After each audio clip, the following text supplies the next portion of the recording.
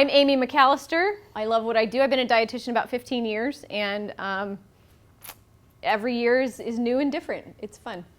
So here's what we're going to get through. Seems funny to start with the leading causes of death, but a little morbid. But I really want to start here because everything I talk about really has the foundation of health. And so I'm not interested in talking about a diet that's going to hurt someone's liver or hurt someone's kidneys. I worked in dialysis for 4 years. I've seen failed kidneys. I'm not really interested in seeing that any longer. So it's all about health. We're going to talk how food is fuel for our bodies. We're going to talk calories. We're going to kind of get down to the basics a little bit. We'll get into fad diets. And I'm going to touch on the food label because we're talking intentional nutrition, and that's a pretty intentional tool to have, is the food label. And then we'll wrap it up with some healthy eating made easy. We're going to dash through the DASH diet a little bit, and just some basic tips. So simple, basic, but intentional nutrition today. Okay, I thought this was kind of fun. The top Google health searches in 2013 were Paleo Diet, Juice Cleanse Diet, Mediterranean Diet. I thought that was interesting. Calories in eggs, bananas, and beer. People are interested in how many calories are in beer, obviously on Google. And anxiety. So in addition to that, the Yahoo top health searches were diabetes symptoms. Thought that was interesting. Weight Watchers and Sensa. I won't get much into Sensa. It's not on my top diets today, but Sensa certainly has come under scrutiny by the FDA, and they have had to pull their product in there. It doesn't really work to sprinkle stuff on their food. Does anybody want to guess the average life expectancy? This is the most recent data I could get. 77. Ooh, that's a good guess. That's really close. 78.7. So interesting. Back to our kind of our health foundation of this talk. We're talking health. Here's our top 7 leading causes of death in 2011. They don't change much over the last 5 or 6 years. Heart disease, cancer, chronic lower respiratory diseases like pneumonia, cerebrovascular diseases such as a stroke. So we've got heart disease and stroke is 1 in 4. Accidents, Alzheimer's, and diabetes. I went to 7 because I thought diabetes was good to throw up there as a cause of death, which I find interesting because really diabetes leads to heart disease, diabetes leads to stroke, diabetes kind of leads to everything else up there. So then I start to think how much nutrition is involved in so many of these. Maybe not accidents unless you slip on a banana peel, but all the rest I've got pretty good, even Alzheimer's, the fats, the omega-3s, there's so many things, research done on that now, how it's all pretty diet related, our top 7 causes of death. Keep that in mind as we go to the fad diets, because a lot of the top fad diets really can actually make heart disease worse, lead to heart disease, that kind of thing. So that's why I kind of mentioned these. All right, back to basics. There's the visual. Technically, calories give us the fuel for our bodies, just like gas fuels a car. So I think my question, how do you fuel your body? Unleaded, super unleaded? That's such a good visual to me. Like, what am I putting in my car so that I can drive all day? That kind of thing. What's your fuel? And really, one of the things I really try to get across to people, whether I'm in my office or here, is, food as fuel. No more than that, really. No emotions attached, no strings attached. Food is fuel. Can we get down to that? Food should taste good, but food really is fuel. And it's become just so much more. This is a lady eating Ben & Jerry's. We've ended up using food, of course, for pleasure and comfort and sadness and depression. It's a reward. Food can be a chore even. Food is equated to health. We use food to socialize. We use food when we're bored, lonely. It can be an addiction. It becomes an obsession. So far from food just being fuel. Food is fuel. So would you agree with all of those things? It does. Even as a dietitian, I'm not really immune to any of that. I love food. That's why I became a dietitian. Some dietitians don't love food, but I do. I love food. All right, physiology. Okay, you ready? You got to put your science brain on for about 5 minutes. Science, science, science. You ready? Okay, just for a second. We're going to do physiology of food into fuel. I want to give you an idea of digestion really quickly, because I think this is really good to remind ourselves. Nutrients that come from food are carbs, proteins, fats, vitamins, and minerals. Okay, basic. Digestion, we cannot forget this sometimes. It starts in the mouth. Technically, our carbohydrates, our starches, that's where digestion of those really begins. So I don't know if you've ever try this sometime. Put a piece of bread in your mouth, chew it a little bit, keep it in your mouth.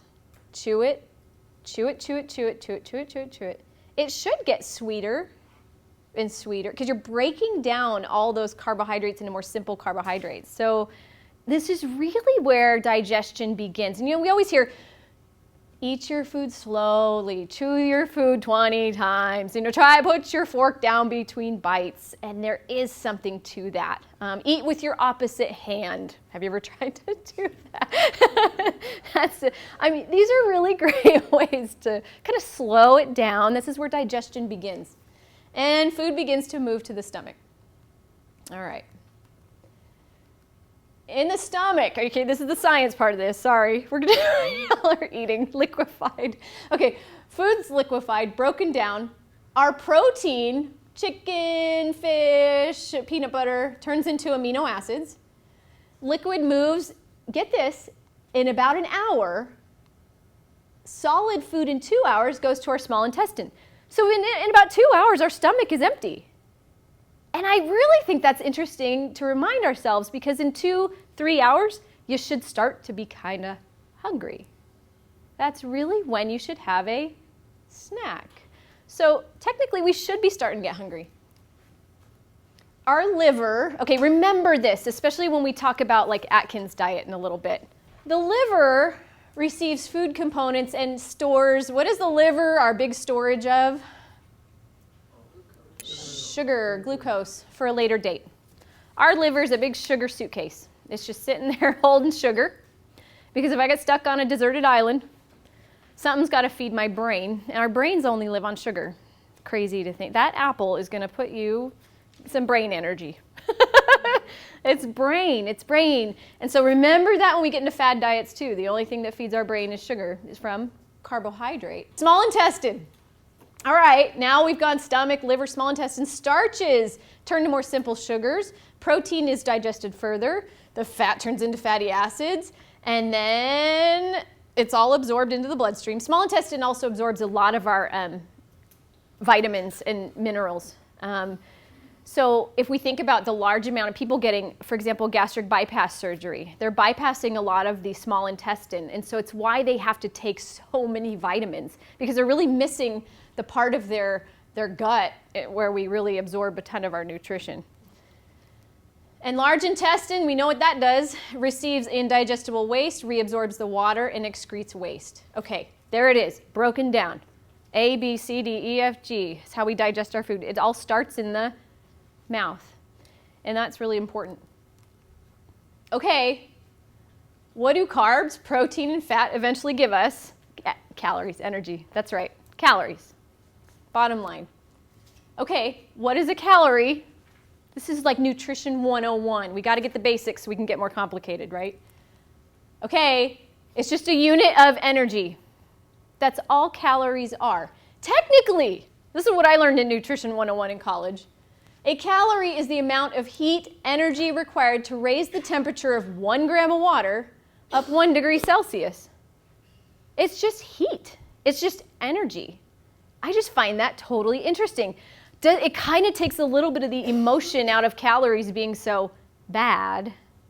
So I'll ask patients in my, what's a calorie? They're like, oh, calories are bad. Calories are bad.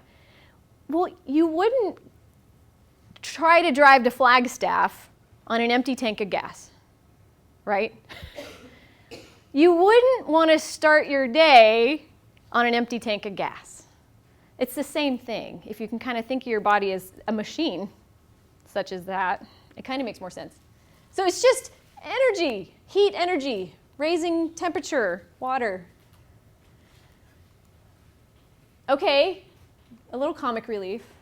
Calories are not tiny creatures that live in your closet and sew your clothes a little tighter every night.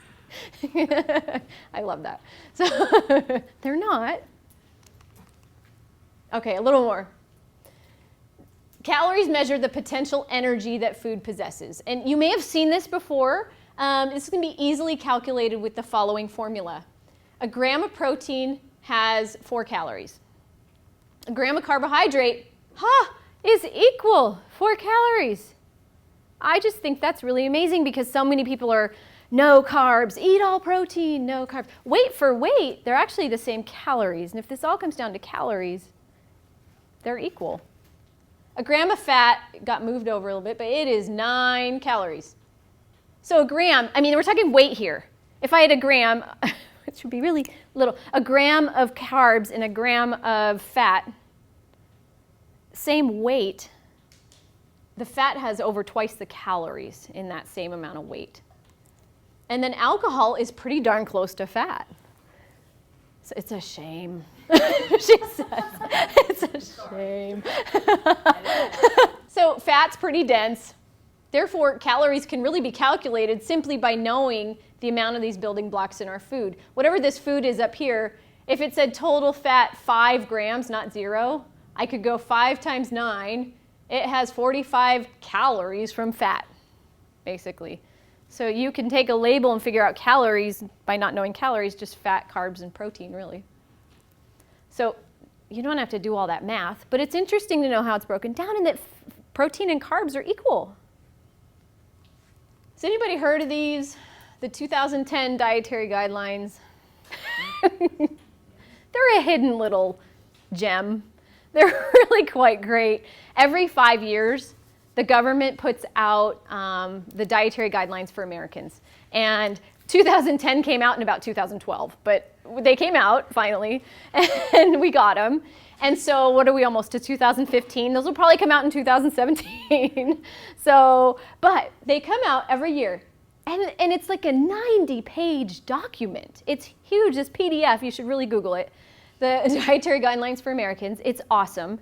There's such good information in there. The only thing I took out of it for today's purpose was their discussion on calories. I just thought this was kind of interesting. It's what really all Americans should know. The obesity epidemic creates subsequent health problems such as heart disease, diabetes, high blood pressure, stroke, and certain cancers. Top 7 causes of death in America. To turn this around, Americans must be more tuned into the dietary guidelines. This means Americans must become mindful. Mindful, that's a huge word for me. Mindful, intentional, purposeful eaters. Attentively choosing what and how much they eat. In addition, they must know their calorie requirements and the calorie content of the food they eat. What a huge statement is that? Americans should know how many calories they need and how many calories are in the food they eat. Right? That's why we're here. I wish I had the world in front of me. This is good though.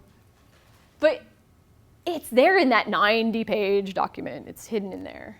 Finally, Americans must begin eating smaller portions at home and when eating out. I hear stories of sharing food at a restaurant.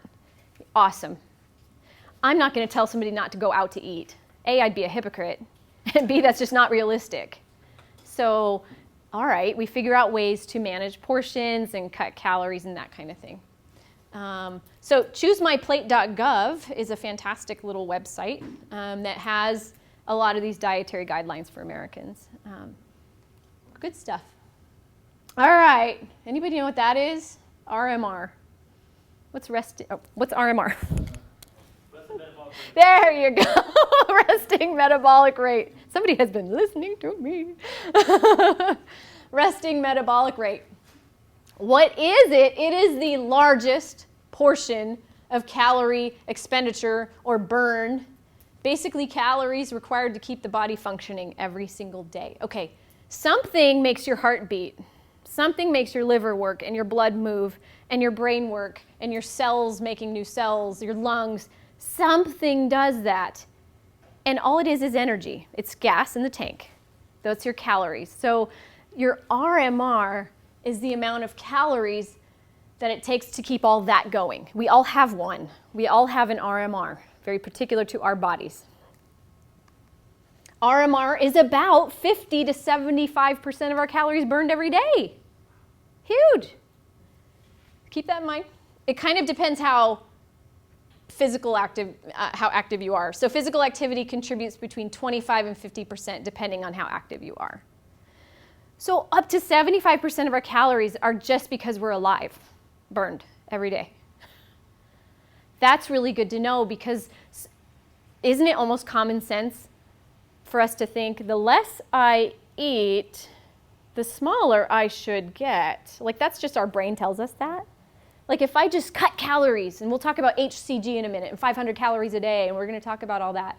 Our common sense says, yeah, just cut out calories, you'll lose all this weight. But no, so many things happen. Let's get into that, what happens. Calculating RMR can be very complicated. This is why I went to school. Yay!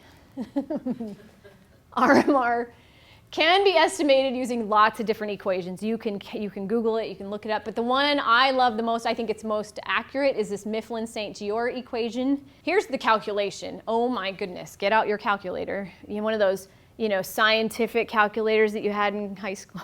I don't know. So here we go.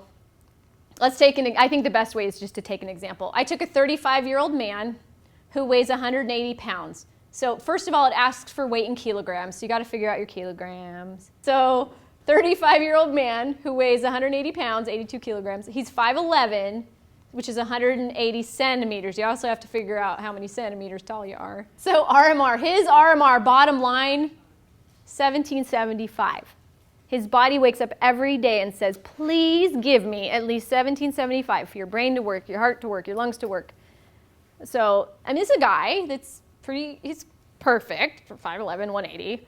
So his body really wants that. And so if he has a really busy day where he goes all day without eating, I'll eat later, finally gets home and, I'll get something together. His poor body has asked him for almost 1,800 calories that day. So some things happen when we don't quite get our RMR. And that's how I want to relate it to kind of weight loss and weight gain. Keep in mind, RMR does not include your exercise calories. It does help you determine where you need to be if you want to lose, maintain, or gain weight. That number helps. It is the minimum. Here's how I feel about it. It is the minimum calories your body requires each day. You don't want to go too far under your RMR. Interesting things start happening. We have a body, what's our normal body temperature? 98.6, right? Okay, thank you. Good. 98.6. Now that's energy, that's heat, right? If our body doesn't get enough calories, little sneaky things start happening. I've met people who've dieted for like 20 years and their normal body temperature is down to 96.5. Body temperature lowers. That's not normal. That's not normal for body temperature to be lower. Because when they do have a fever at 99, doctor's not going to make a big deal out of it. Meanwhile, they're up 3 degrees. So little sneaky things start happening. The body gets smart, and we don't want it to. We want to burn as many calories as we can possibly burn. So you don't want to go too far under your RMR each day. Mine's about 1,200. I don't want to go under 1,200, and I certainly don't. I like food too much. What happens if you go under your RMR? It's a good number to know. It can set you up for this little starvation mode, this starvation type mode. This is a real thing. Starvation or semi-starvation diets can have a negative impact on your metabolism. Here's some of the studies. After even 2 weeks of sort of semi-starvation, your RMR drops by as much as 15%. Boom, down, done. You don't burn as many calories. Just sitting here in this room, you burn less calories. So no thanks. I want to increase my RMR, if anything. And that's why they say, weightlifting and getting some muscle, really helps because at rest you're burning more calories. Muscle does burn more calories than fat mass. I think that's really interesting to know as we go into these fad diets, okay, especially. Bottom line, okay, I had to just put Mayo Clinic here because it's pretty reputable, Mayo Clinic. I really like what they have to say. If I said it as Amy McCallister, you might not like it, but Mayo Clinic said it. You ready? Unfortunately, weight gain is most commonly the result of eating more calories than you burn. Mayo Clinic said it. To lose weight, then, you need to create an energy deficit by eating fewer calories, increasing the number of calories you burn through activity, or both. I like both if you can. Okay, that's kind of their bottom line on it. It's kind of my bottom line, but I'm just going to tell you that Mayo Clinic said it. Okay, here we go. Fad diets. How many have tried a crazy diet out there? Okay, 50%. It's at least half of you have, because 50% of Americans diet annually. Average American diet lasts 42 days. So I can do anything for 42 days. Only about 5 to 10% maintain a significant weight loss. Now, significant is defined as at least 10% loss of starting weight. So 200-pound person losing 20 pounds would mean significant. So only 5 to 10% maintain a significant weight loss after a diet. Whoa. So 90% of people can't maintain a weight loss? 90% of people? Whoa. Okay. That's kind of a big deal. There's just not enough scientific data from commercial programs, some of these fad diets that are out there. And there's not enough scientific data from any diet book programs. Some fad diets can even cause significant health problems. No thanks. It's not worth it. It's not worth fitting in whatever you want to fit into. Okay, how to recognize a fad diet. I like this list. Magic or miracle foods, rapid weight loss. I mean, just stand in the grocery line, right? 20 pounds in 20 days. I saw it at Walmart like 2 days ago. 2 days ago, 20 pounds in 20 days. You know, I have an 8-year-old and I'm like, just keep walking. How do you keep people from seeing this stuff?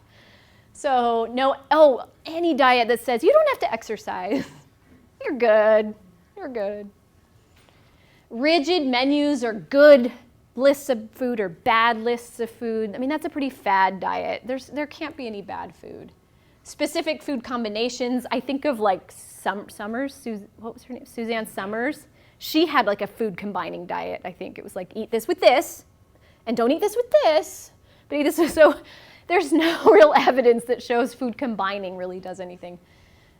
Because remember the digestion, everything kind of gets all liquefied in the stomach anyway by the time and all that. Okay, recommendations based on a single study or studies published without a peer review. This just means it's not a legitimate study. And if it sounds too good to be true, probably is. Okay, here's my other, steer clear of these claims. Fast, easy, breakthrough. If it was fast and easy, I'm pretty sure we'd all be doing it by now, right? Breakthrough, miracle, banish fat, secret formula, new discovery, cure, hormones, enzymatic. So these are all things that really aren't backed up with the science that I'm looking for. Okay, this is the ones we're going to go over. There's so many of these. And check out that website, that eatright.org. We'll go through HCG, Atkins, Sugarbusters, GlutenFree, Fast, and Paleo. There's so many. What I want to start with is just the high protein, low carb claims. Most fad diets out there are pretty low carb, high protein. So I'm going to start with a generic why high protein, low carb isn't that great for our bodies. Here's the claims they make. Lose weight quickly, and you may have done this. And yes, I will not deny that these diets cause weight loss. They sure do. They absolutely do. But I'm not interested in the 5 to 10% of, what I'm interested in is the 5 to 10% of people, not the 90% of people that regain all their weight. I want to know who the 5 to 10%ers are and what they do.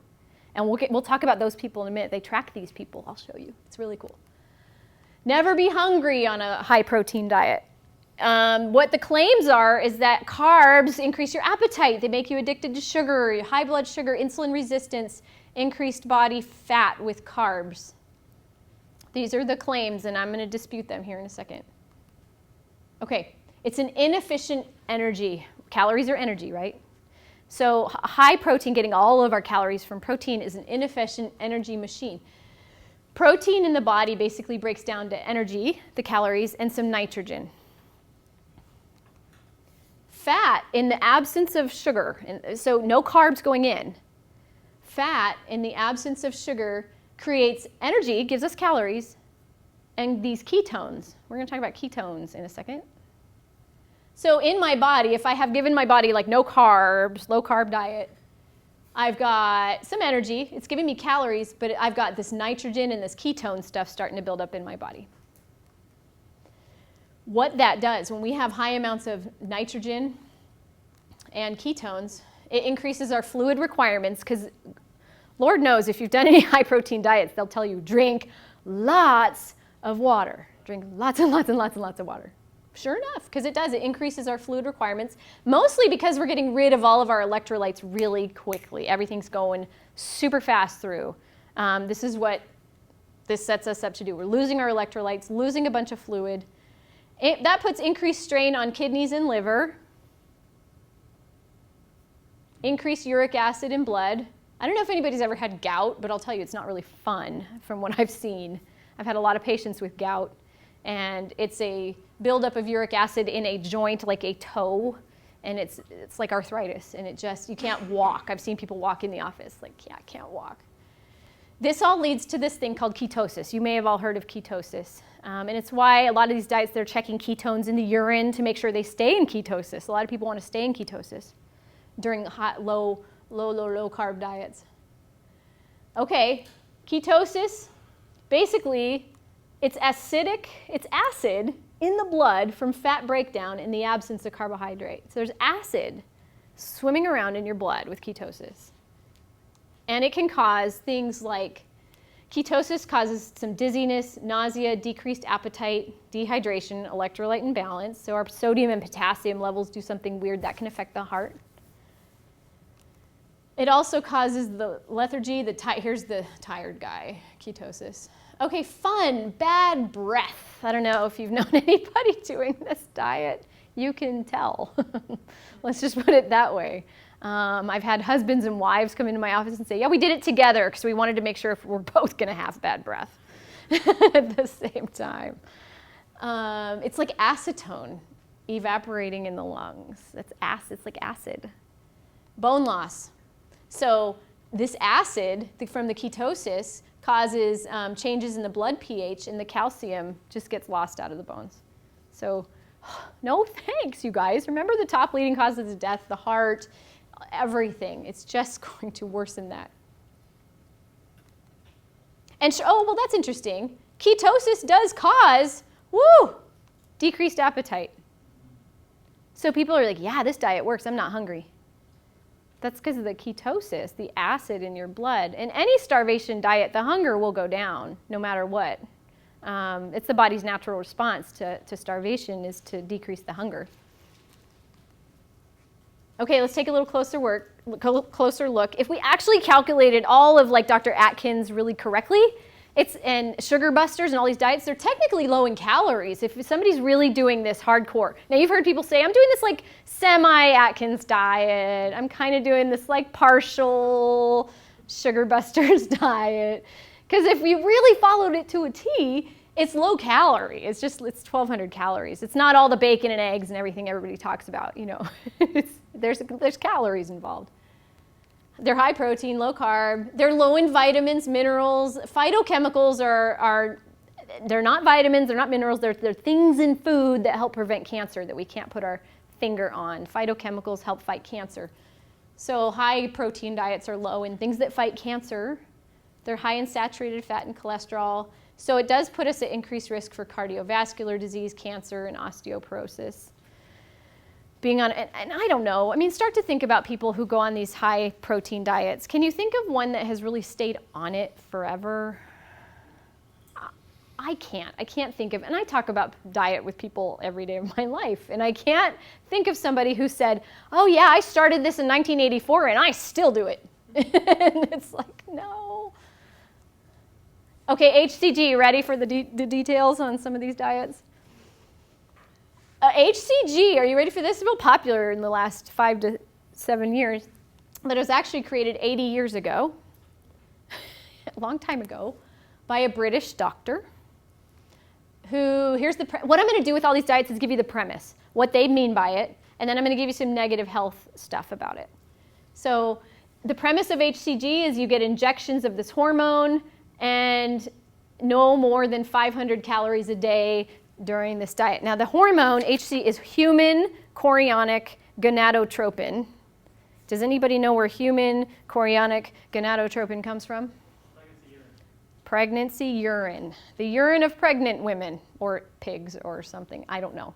But it is a hormone from pregnancy urine. Yes. So take this hormone and only eat 500 calories a day is kind of the premise, mostly protein. Okay, the MayoClinic.com, any very low calorie diet should make you lose weight. Okay, that's just stating the obvious.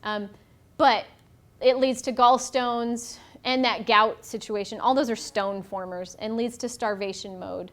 And then we got a lack of essential nutrients. If you're only eating 500 calories a day, I can promise you you're not getting your vitamin A, your vitamin C, your protein, your everything. Weakness and fatigue. The one little teeny study you can really find on HCG, 1995, in a British Journal of Clinical Pharmacology. Any weight loss, this is what the bottom line of this article came out to be. Any weight loss you experience will be due to the severe calorie restriction and not the HCG.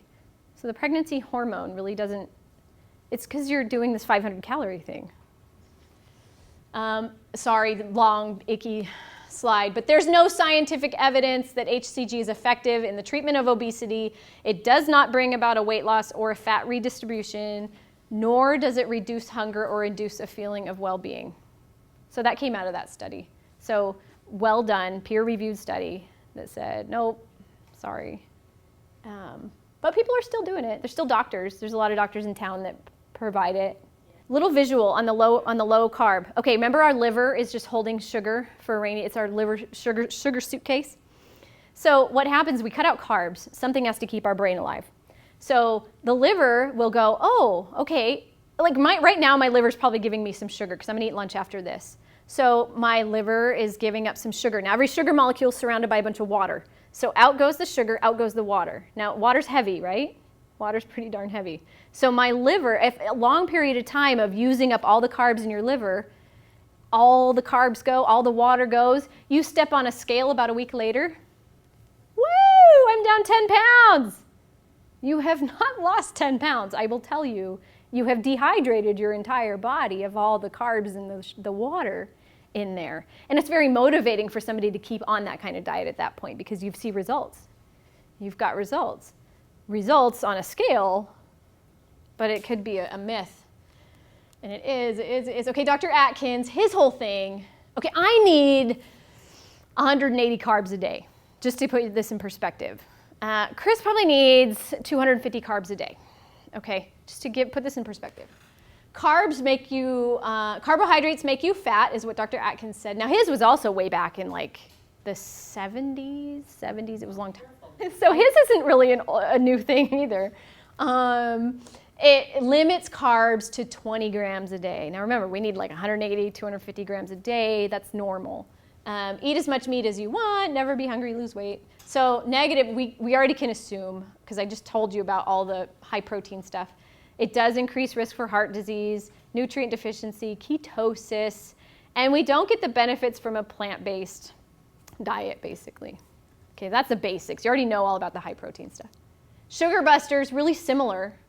Their premise is that sugar is toxic. It's one of those big words, toxic. Causing the body to release insulin, store excess glucose as body fat. They got really into the high glycemic index of foods, should be eliminated. Oh, and don't drink fluids so that your digestive juices are not diluted. That was their thing. And if you really followed it, it's about 1,200 calories. Which, that's my RMR. That 180-pound guy, his RMR was 1,775. So if he starts a diet like this, he's automatically going into starvation mode. Kidney, liver damage, fatigue, weakness, irritability. I don't want to live with somebody on Sugarbusters, basically. We're all irritable enough. Vitamin and mineral deficiency and increased risk of heart disease. Kidney and liver damage. I don't know. I'm just not really interested. Okay.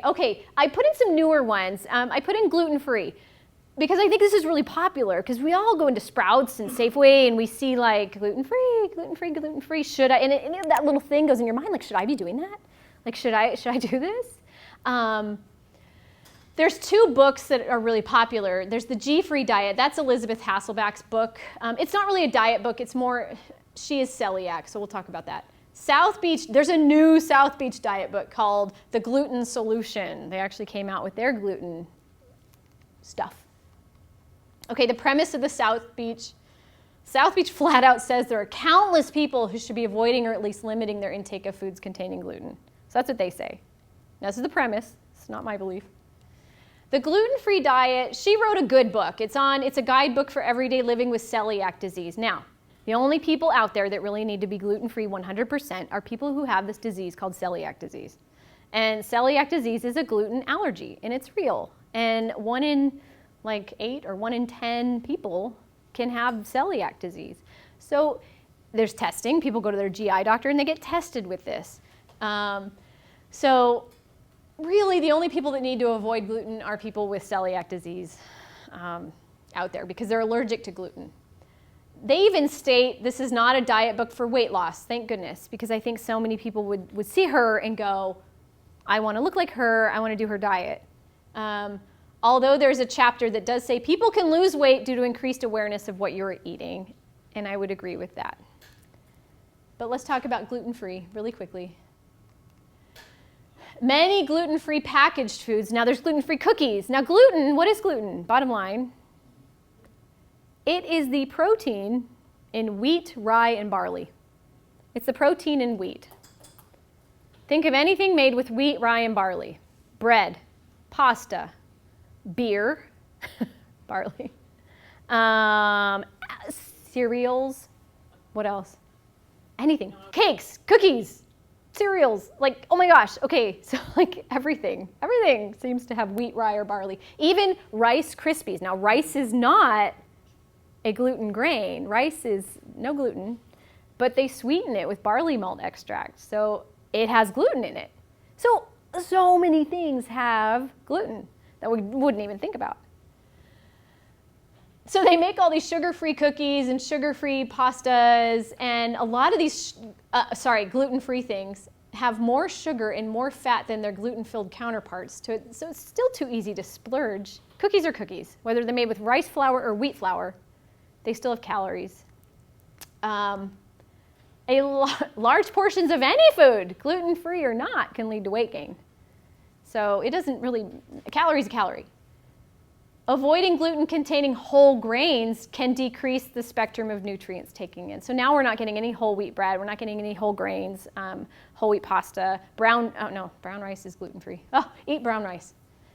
There's no evidence that getting rid of gluten will result in weight loss. However, eating gluten-free may cause you to eat more whole, unprocessed foods like fruits, veggies, beans, and legumes, and lean meats, which that is lower calories. That says calories. So gluten itself isn't this thing that causes this weight gain and causes all these hormonal things to happen. It really is just a calorie. There's no link to weight loss there. But if you're aware of what's in your food, isn't that what we're doing? Intentional awareness. If you're aware and start balancing it out with some of this stuff, people tend to lose weight. Okay, anybody read or seen or intermittent fasting, sort of the fast, there's a book written, this Fast Diet, right here, Fast Diet. So it's a fasting diet. Now, there are people that fast for religious purposes, that's not what I'm talking about here. So I'm talking about the Fast Diet as a fad thing to do. So this guy, this Michael Mosley, he was a journalist and somehow turned into a doctor. I don't know, so cool. And along with Mimi Spencer, who's also a journalist and an author, they tout the scientific evidence behind significantly cutting calories 2 days a week, as well as their own experiences in this book. So they basically say, just don't eat 2 days a week and you'll lose weight. They say that when we intermittently fast like this, we're fooling our bodies into thinking we may be experiencing a famine, in which case the body switches into a maintenance mode and burns more energy from fat. I don't know. So just bring on the famine. That's right. Okay, negative. Okay, much of the scientific evidence regarding intermittent fasting is very controversial. There's not any great peer-reviewed studies. With suboptimal calories consumed twice a week, I didn't calculate it out, but 2 out of 7 days a week. That's like 28% of the week. So 28% of the week, you may become deficient in several important nutrients. Again, you don't have an opportunity to get your nutrition, basically, 28% of the time. Eating so few calories can result in uncomfortable side effects such as headaches, irritability, and hunger. Again, I don't want to live with somebody who's doing this. Yeah, I don't believe in willpower. I don't know. Do you guys believe in willpower? I really don't. I mean, if I'm hungry, there's going to be, my body will find a way to eat. So I don't have any willpower. It's just I've got to keep this stuff out of my house, basically. And then I think the bottom line, still lifelong healthy eating habits really aren't promoted with this diet. You're still not teaching somebody how to plate out their food and how to manage the other 5 days of the week. Because I know what I'd be doing the other 5 days of the week. Okay, last one, maybe most popular these days, paleo. Interestingly enough, he wrote this book in 2002. I thought that was interesting. Paleo diet runs on the same foods our hunter-gatherer ancestors supposedly ate: fruits, vegetables, meats, seafood, nuts. Okay, awesome. It sounds great right there. There are some positives. I'll be honest. I'm going to be really open with you right now. I think there's some really positive things about this diet. Now, on the next slide, there's some negative things. But I think that's how every diet that maybe your coworker says, hey, have you heard about this diet? Well, tell me about it. Let me research it. Maybe we just need to take all the good things out of all these diets and do those. And forget maybe the avoid this and the avoid that kind of thing. The positives about the paleo diet, it does promote less processed food. So that's a great thing. Let's get back to the earth a little bit is what it says. Whole foods, naturally low in sodium and added sugar. They do encourage protein with every meal. Protein does keep us fuller longer. I know I feel better if I've had eggs in the morning versus a bowl of cereal. So it does kind of keep us fuller longer. Minimizes processed grains. It does boost vitamin and mineral intake because you're getting fruits and vegetables and nuts and all those things. It does reduce exposure to preservatives and additives, and they do promote exercise. So there's the positives. Take all that and run with it. That's great. Okay. I found this morning, and I'm so sorry that it's so fuzzy, but I had to put it in here. Okay. So there's some cavemen, right? Something's just not right. Our air is clean, our water is pure, we get plenty of exercise, everything we eat is organic and free range, yet nobody lives past 30. So I love that because, okay, I don't want to totally eat like a caveman or live their lifestyle. But we can take what they did. They ate beans and legumes and fruits and vegetables, and they got fresh meat, I'm sure. So, yeah, there you go. So here's the sort of the negative implications. It can be high in saturated fat because you do rely a lot on meat. Okay, remember one key to a fad diet is it says to avoid certain food groups. Avoid certain food. That's the taboo of a fad diet. It is completely no grain or dairy. It eliminates these food groups. So somebody that comes into my office really believing in this paleo diet, I would say, okay, then let's find a way to get your calcium because guess what? You're not getting any dairy.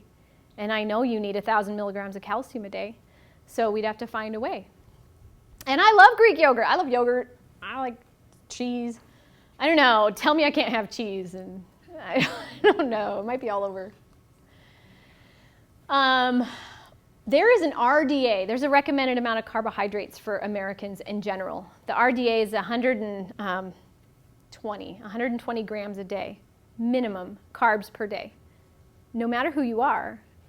And this diet does fall below the RDA, negatively affecting, because what do carbs feed our brain?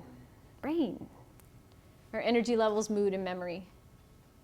It's low in, there's the calcium and the vitamin D. Okay, and this just like is a dagger in my heart. Beans and legumes are not allowed on this diet.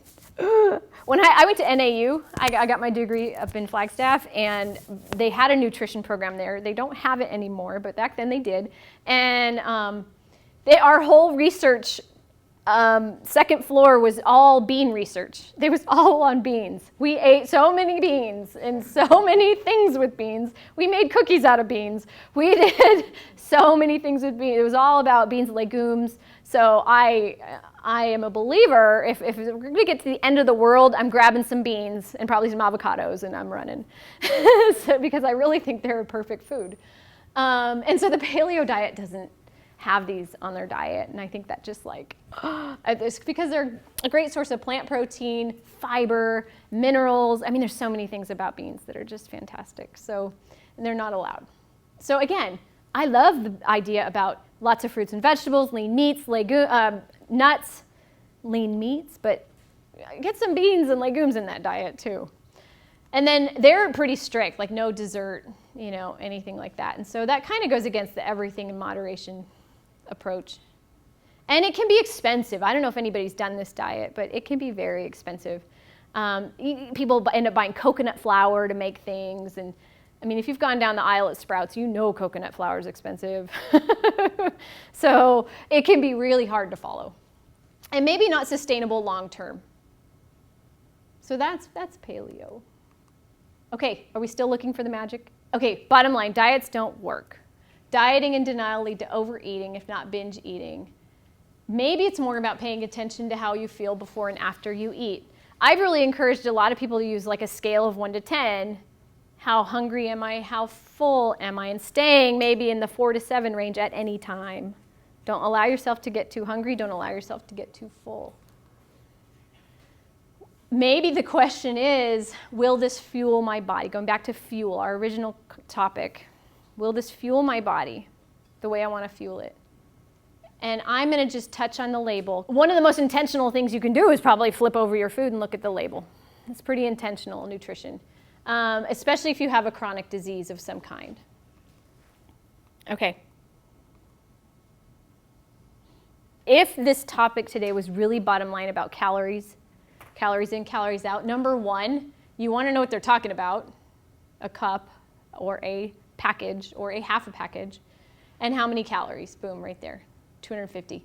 Bottom line. Now, hold on, I'm going to get to a better slide. Oh, this is kind of fun. Let's do this for 1 second. Okay, this is 2% milk versus non-fat milk, just side by side. If you've ever done this at the grocery store, cup versus a cup, 120 calories in 2%, 80 in skim.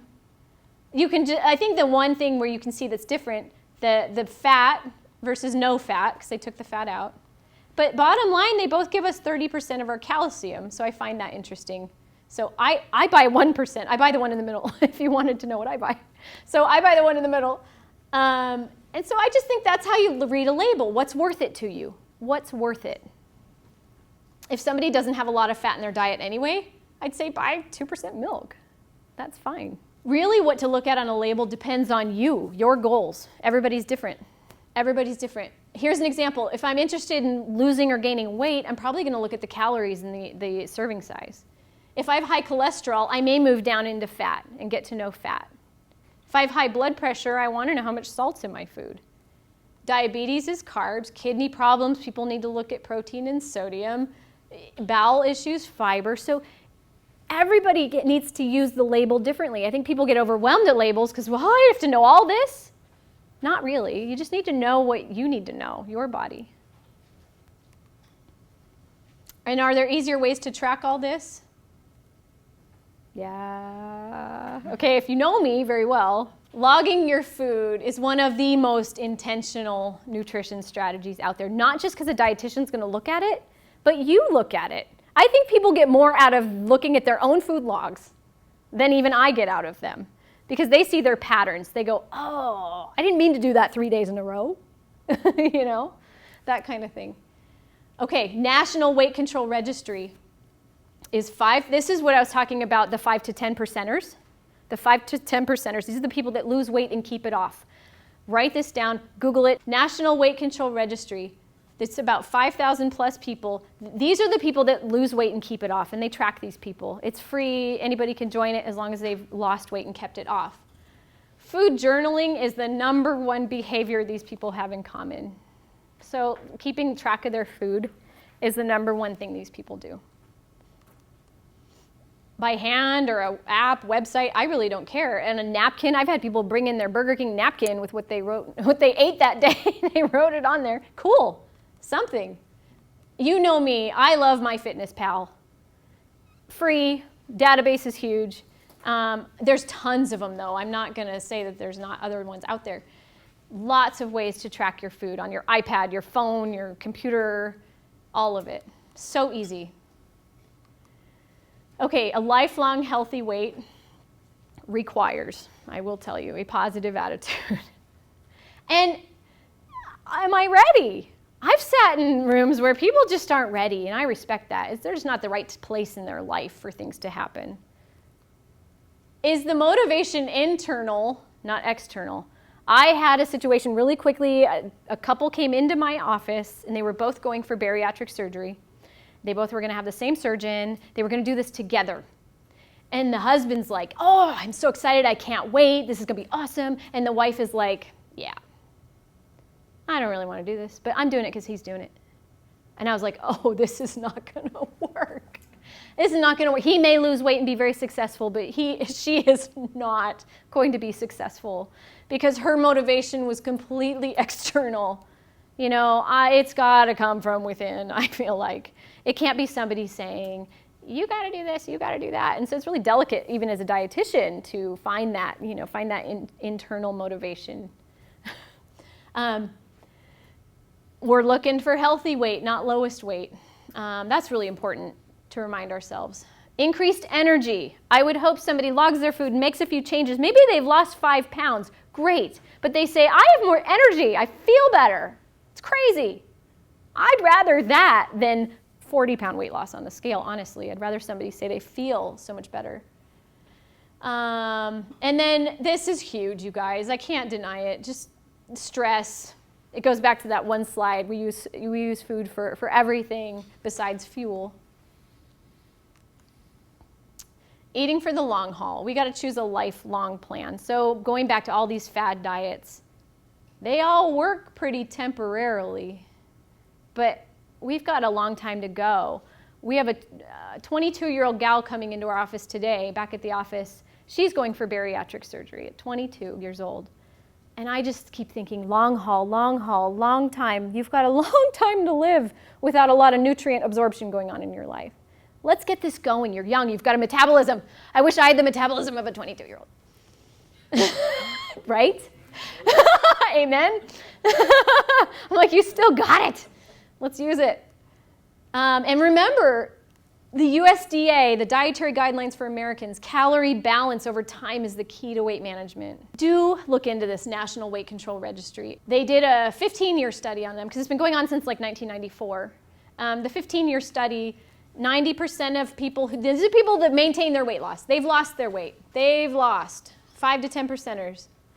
They average now up to an hour a day to keep their weight off. Now, they did not start at an hour a day. They may have started with 15 minutes a day, but they're up to an hour.